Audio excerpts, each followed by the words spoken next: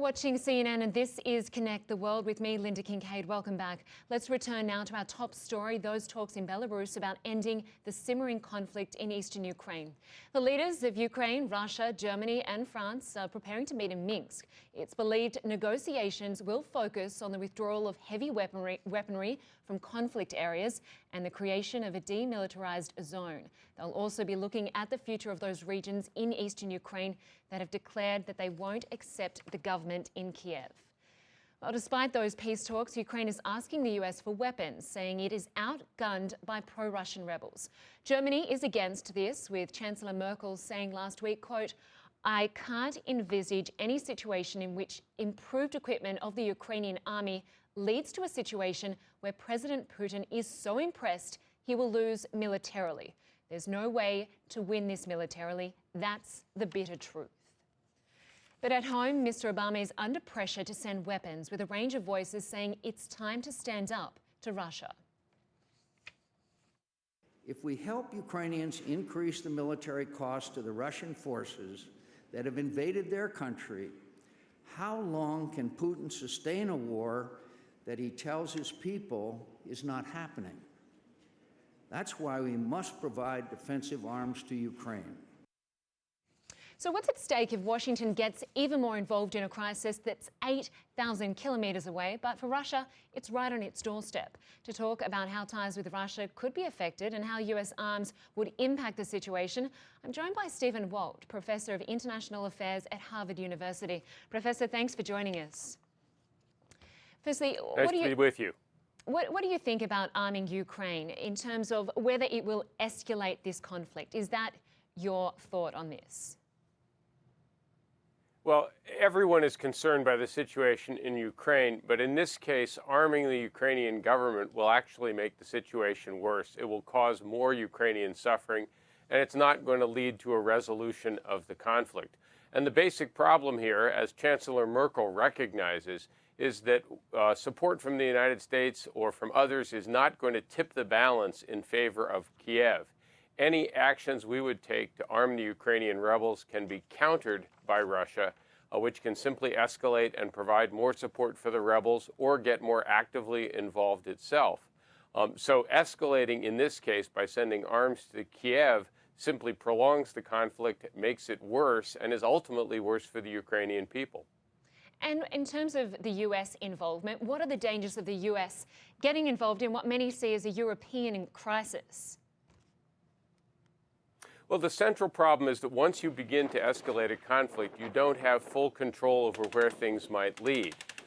So if we decided to arm the rebels and they unexpectedly did well, Putin and Russia are likely to escalate in return. And that leads us down a road whose final destination is uncertain. And the key thing to recognize here is that Putin and Russia believe Ukraine's political alignment is a vital strategic interest for them. They're going to be willing to pay a much higher price to keep Ukraine from shifting towards the West than we're going to be willing to pay to try and make that happen. And if that's the case, and if they have local military advantages, starting down an escalatory road just doesn't make sense for us.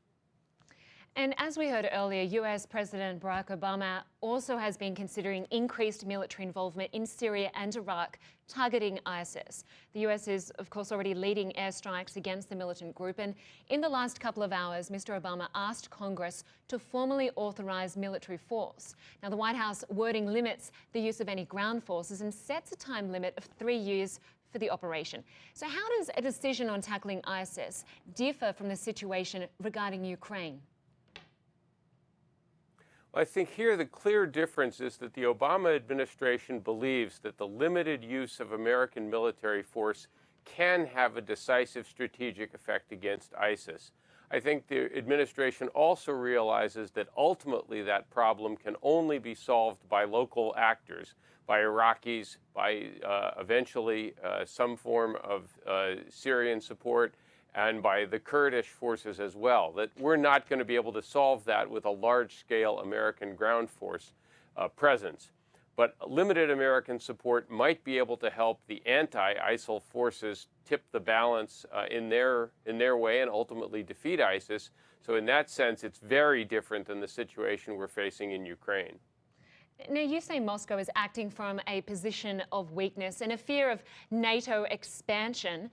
Why do you think that there is this image within Washington of Russia being the all-powerful aggressor? I think it reflects a lack of real strategic thinking in Washington. The tendency to immediately look back to analogies to Adolf Hitler, the 1930s, or appeasement, I think shows a sort of poverty of historical and strategic reasoning here.